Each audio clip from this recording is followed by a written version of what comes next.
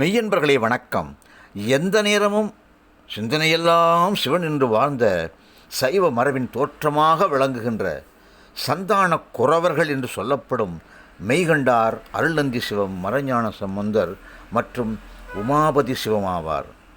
குரு சீடன் பரம்பரையாக ஆன்மீகத்தை வளரச் செய்தவர்கள் இவர்கள். அவர்களுள் இன்று மறைஞான சம்பந்தரை பற்றி அறிந்து கொள்வோம் வாருங்கள்.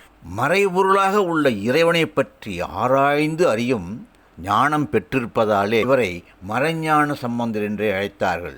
இறை ஞானத்திற்கும் இவருக்கும் ஏதோ ஒரு நெருங்கிய தொடர்பு சம்பந்தம் உள்ளபடியாலே இவரை ஞானசம்பந்தர், மறை ஞான சம்பந்தர் என்று அழைத்தார்கள். இவர் கடலூர் மாவட்டம் பெண்ணாடகம் என்ற ஊரில் பிறந்து பிறகு சிதம்பரத்திலே தங்கி யாரிடமும் பேசாமல் வாழ்நாள் முழுவதும் மௌனியாகவே இருந்து மறைந்தார் என்று அறியப்படுகிறது. அன்பர்களே, மறைஞான சம்பந்தர்களை பற்றி நாம் செய்திகளை சேகரிக்கின்ற பொழுது உமாபதி சிவாச்சாரியை பற்றியும் சொல்லியாக வேண்டும். ஒரு சமயம் உமாபதி சிவத்தை பல்லக்கிலே அமர வைத்து கொண்டு தீவெட்டி பந்தங்கள் முன்னே செல்ல தூக்கி கொண்டே சென்றார்கள். அப்பொழுது ஒரு திண்ணையிலே இருந்த நம் மறைஞான சம்பந்தர் இதை பார்த்துவிட்டு பேசாமல் மௌனியாக இருக்கவே முடியவில்லை. ஆகையால் ஒரு வார்த்தையை சொல்லுகிறார்.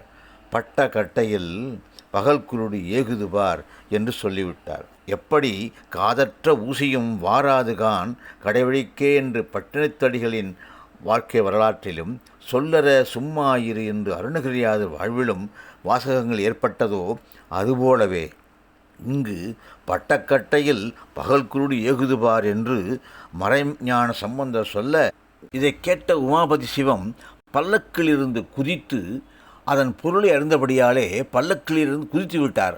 மறைஞான சம்பந்தர் இருக்கின்ற அந்த இடத்தை தேடி ஓடிக்கொண்டே வந்தார். தன்னை சீடனாக ஏற்றுக்கொள்ள வேண்டும் என்று வற்புறுத்துகின்றார். ஆனால் மறைஞான சம்பந்தர் ஏதும் பேசாமல் சென்று கொண்டே இருந்தார். ஆனால் உமாபதி சிவம் அவரை விடவில்லை. ஒரு நெசவு தொழில் செய்கின்ற தெருவழியாக செல்கிறார். சிதம்பரத்திலே நெசவு தொழில்கள் அதிகமாக செய்கின்ற இடம்.